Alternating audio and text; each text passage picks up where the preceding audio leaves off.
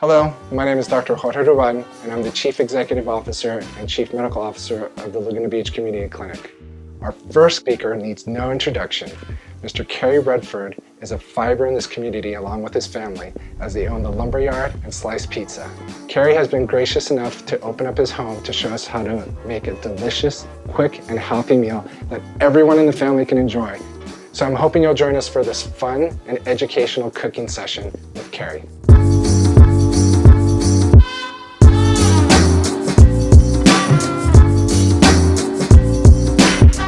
Hi, my name's Cary Redford, and welcome to my home.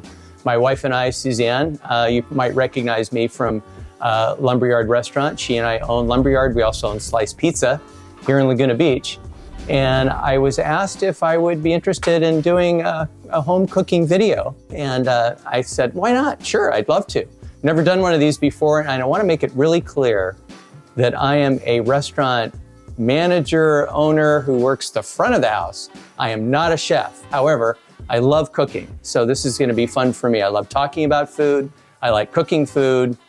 And I hope to introduce some of you to something new, which we've been featuring at Lumberyard, and that is tin fish. So we're going to be doing some cooking with tin fish today. And we're going to make one of my favorite recipes. It's called pasta puttanesca. Puttanesca kind of derives from a Latin word, which means stinky. So, and the reason that it might be stinky is because we're using garlic and we're going to put some anchovies in our pasta puttanesca. So that's one of the basic ingredients of any puttanesca. I'm also going to add some tuna as well. So one of the nicest things about this dish is that I can cook it quickly. I can make it like in 30 minutes from like start to finish. But one of the first things I do when I get home is I set on a pot of water and get that going for my pasta. I've got my saute pan right here. And then, I'll start prepping the basic ingredients. I've got my water boiling over here. It's been salted. I've got my garlic already sliced. I'm going to take some Kalamata olives, and I bought some pitted Kalamata olives. They're a little bit easier to work with. Again, I'm just going to slice these a little bit, or chop them up a little so they can kind of permeate the sauce. Not very many, maybe a couple tablespoons of the olives are here. And now I'm gonna get my fish ready. Let me tell you a little bit about tin fish. 1795, we're gonna go way back in and give you a full history of tin fish, all right? The French were out conquering, right? They're discovering new territory, and they're pillaging.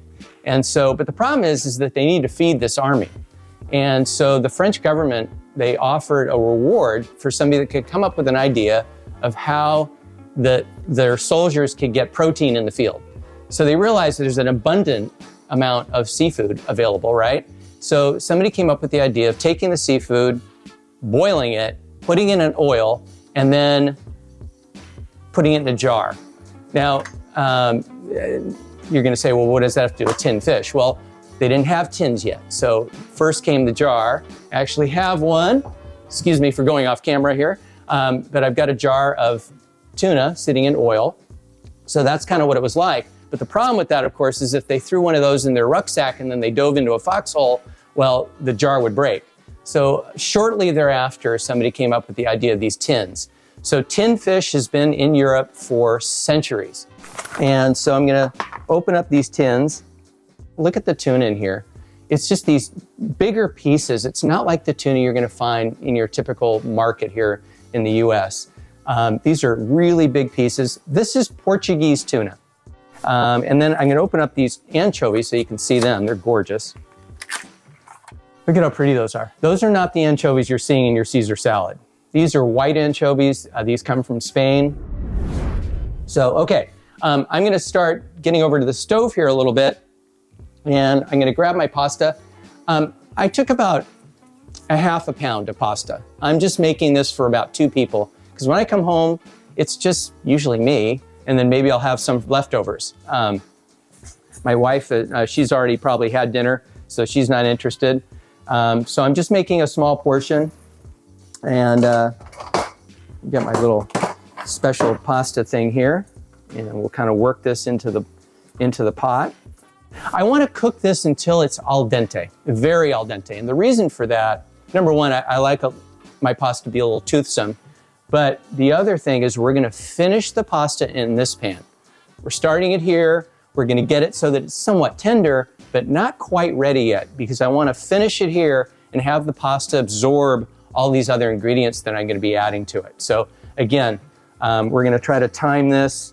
I'm not gonna go over and use my timer. I'm gonna look at my watch, and I'm gonna come back here in about 8 minutes or so. All right, so we're gonna turn this on to kind of like, medium high.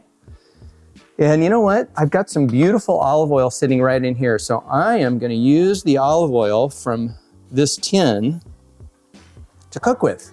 We've got this going, and I can start throwing my garlic in there. Doesn't have to be a hot pan quite yet. And I don't wanna burn the garlic. I just kinda wanna get it nice and soft and to the point where it's starting to release its aromatics and everything. Well, the recipe calls for 2 of these anchovies. I'm gonna put 3 in because I really like anchovies. And you can see how pretty these are. I always keep a wooden spoon nearby, and I'm gonna start kind of mushing these anchovies. They would kind of naturally happen anyway, but you can see what I'm doing. I'm gonna turn this down just a little bit. Again, I don't want things to burn. And let's get the tuna in there next. Be careful of spattering oil.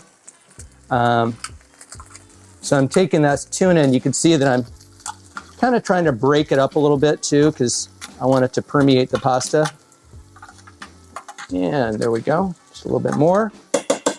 Beautiful. All right, so I've got the tuna going now in here. I'm gonna kind of try to mix all this together.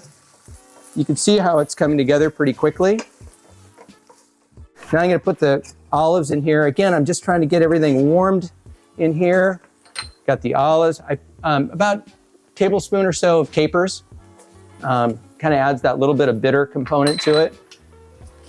We're gonna get that all sauteed together. Just gonna give this a minute or two to kind of meld the flavors, so to speak. All right, now we're ready for tomatoes. I'm just gonna take this, and I'm gonna let that sauce get in there too. Now, if you read recipes about pasta puttanesca, you might see that they do pureed tomatoes. I like my dish to have the chunks of tomatoes, so that's why I use these diced tomatoes. Looks like I think we can go with the pasta. Yep, looks about right. And let's see. Perfect. Oh, the most important thing you're gonna do is you're gonna save pasta water, okay? So I'm gonna kind of go like this. I'm gonna save some pasta water. Go over to my sink. There we go. Come back here. Noodles go in there. And let's start mixing. So this is what I was saying. I made this nice and al dente, and now I'm gonna finish the pasta in my sauce. Again, I'm not looking for this thick marinara. This is meant to just be a fresh, wonderful dish. And notice I haven't put any salt in. So that's by design so far. Now we can always salt later, okay? But the tuna and the capers and the anchovies all have a little bit of salt content, so I tend to be really careful with that. Okay, I already chopped some fresh parsley, kind of cut that out. You guys didn't need to see me, chop parsley. I'm gonna throw it all in there, all right? Red pepper flake. I like it spicy.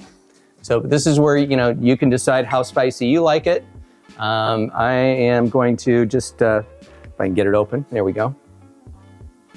Kind of lightly coat the top with these red pepper flakes. There we go, beautiful.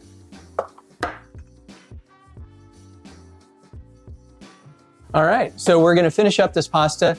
Now, what's the one important ingredient that I mentioned before is pasta water. Pasta water does a couple things. It's gonna kind of help thicken things up, because what we've got in here is we've got some of the starch that's come off the pasta. We've got a little salt in there too, which is why I didn't add salt, because right now this water is gonna add a little bit more salt. And don't be bashful with it. So I think we're just about ready. I'm gonna go ahead and turn the flame off, and we're gonna go ahead and make a couple of bowls. And, again, I don't do things fancy. I know chefs like to take the big tongs, and They make the pasta stand up all nice and everything. You know what? I'm just going to use this, and we're going to go like this, and there we go. And then I'm going to make sure we got some of those goodies on top. All right. There we are. So I've got a little ottolenghi story I'm going to tell you. I'm going to do this while I'm doing this one.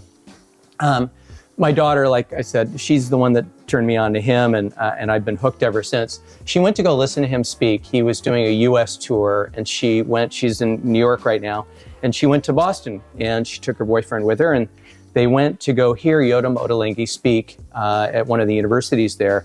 And it was very interesting. One of the things he said, the moderator was asking him, so, what kind of ingredients do you use?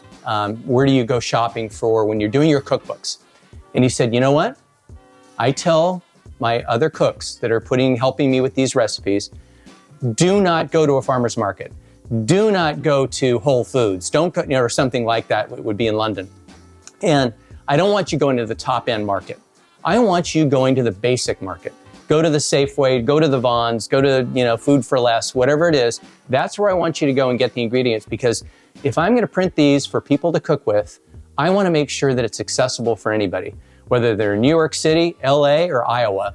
I want them to be able to use my recipes and get the most out of them. Now, obviously, if you have availability, farmer's market like we do here in Laguna Beach, and you got a Whole Foods, then, you have a beautiful bounty of fruits, vegetables, and whatnot, produce to choose from. So, I may do that and cheat, but I like his theory. And so that's why his recipes are so darn good, is because they've tested and tried them so many times. But the final taste tester for all of his recipes is a housewife that lives in a suburb outside of London. She's got 2 kids and a husband, and she tries every single recipe that he writes. And if she can't make it right, if she doesn't like it, it goes back to the drawing board.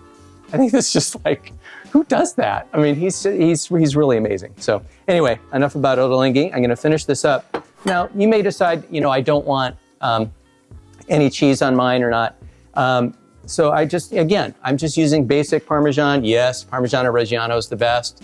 Very expensive, and I do have it in the fridge. But you know what? You can just use regular Parmesan. Or I've got this. I happen to really like this. This is Pecorino Romano.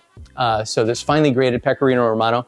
This actually would be good earlier on blending into the pasta water and the sauce. So if I wanted to really thicken it up and kind of give it a little different taste, I might use this. But I can just kind of sprinkle a little bit this on top like this. And then, you know what?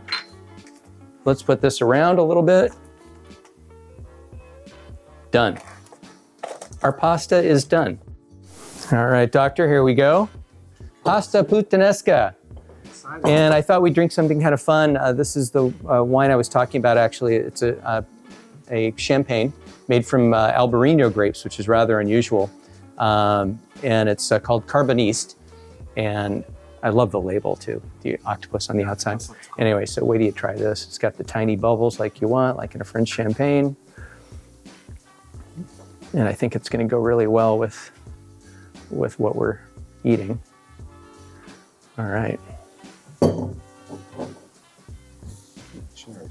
Cheers to you. Thank you, kind sir, for opening your home. Oh, my pleasure. This is great. Healthy and light. Oh, it's fun. I'm excited. Thanks for asking me to do this. This is, outside of my comfort zone, but it was fun.